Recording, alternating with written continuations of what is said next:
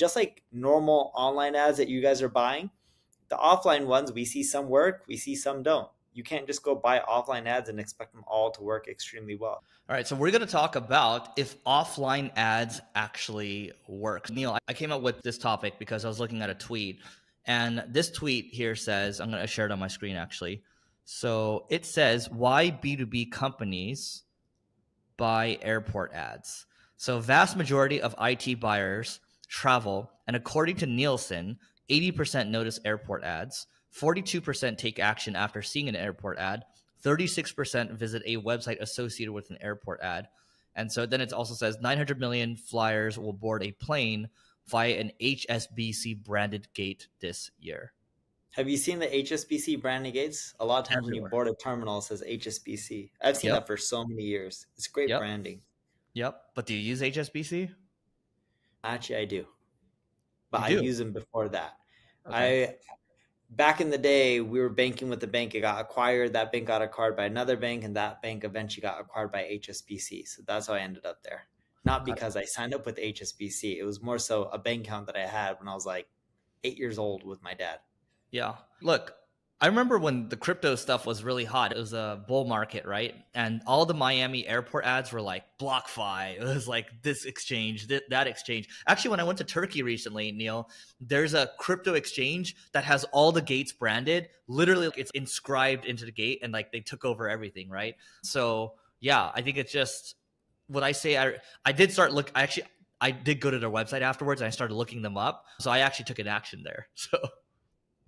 Yeah, they're effective. Just because offline advertising isn't digital anymore, some of it's starting to merge into digital and they're adjusting it, such as making these offline, billboards all digital and you can buy them through the web. But the thing is, people wouldn't be doing them if it didn't work. So the question is, how can you end up leveraging ads, whether they're offline or they're digital, or online, whatever you want to end up calling it? The real question is, does it convert and which channels? And just like normal online ads that you guys are buying, the offline ones, we see some work, we see some don't. You can't just go buy offline ads and expect them all to work extremely well.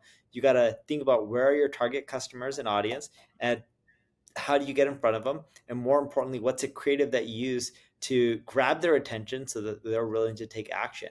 So there's a lot of variables that can make an ad work or not work. It's more so, if it's not about if it's online or offline, it's more so, can you do all the other elements well, and can you get it at a reasonable price? Because if you're overpaying for it, it's going to make it that much harder for it to work. Yeah, marketing 101 at the end of the day is just finding where the attention is, where your audience is hanging out. And so, for example, Microsoft Clarity, DreamHost, they sponsor this podcast, and we're very grateful for them. Shopify too. And they want to reach Clarity, for example. It's a heat mapping product, right? And it helps you increase conversion rates. So marketers probably want to use it. And so it would make sense to target a marketing school podcast. Now, let's say I'm like an entertainment brand, and maybe I want to target a bunch of music festival goers. Maybe I might run one of those drone ads, right? You have the drones like moving around and stuff at a music festival. So it just depends, right? You can't, like, why is it when you're driving on the freeway, you see a lot of these personal injury lawyers and like all this different stuff, or like, go buy weed from this store over here? It's because people are stuck in traffic, and then you're getting a lot of that real estate. So it just depends. And to Neil's point, it is important to look at where you can not only find where your target audience is hanging out, but where the attention is underpriced. Yes. Do you remember that story? What was the company that sold to eBay? The guy who was an ex eBay CEO, was it Meg Whitman? That was Meg one of the Whitman, old ex. And what they would do is they had billboard ads targeting her drive to work and home, and they kept showing their company, and they ended up getting acquired. I think it was like one of the ticket companies. I forgot exactly which one it was. Really effective strategy. They got purchased by eBay. It can work. You just got to get creative with it. And I think that's a problem that most people struggle, not just with offline ads, but also their online, is how do you get super creative and do something unique so that way it not just stands out, but it grabs people's attention. Yeah, the IT buyers are the IT marketers they typically aren't that creative. And so when you go to an airport, you just like the best servers or whatever. So you like see like these modems or whatever. Like, who gives a crap? You're so right. They're like, best servers, 99.9999% reliability. It's just okay. Yep. They're not getting creative at all with them. And just because your buyers are IT buyers doesn't mean that they don't want to be entertained. yes, they're in IT, but they're humans just like you and I. So Mhm. try to be a little bit more creative with your advertising. Yeah, you got to evoke emotion, right? So I believe with AWS, what they do is build on AWS, and what they do is there's a story behind it. It's like this big company, Airbnb builds on AWS, and I don't know if they actually do, but that's an example. It's like, oh, Airbnb does it. Maybe we should take a look at AWS. That evokes emotion, and that's what good marketing. Yeah, and the funny part is right now everyone's AI this and AI that and how it's going to really change everything.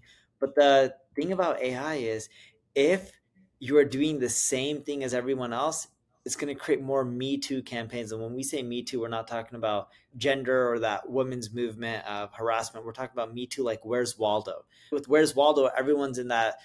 You have to find Waldo where he's in that white and red striped shirt, and now everyone's looking like Where's Waldo, in which everything's blending in because everyone's using the same tools to create the same type of campaigns. Man, that was a complicated analogy, but it works. All right, that is it for today. Please don't forget to rate, review, and subscribe 5 stars, and we'll see you tomorrow.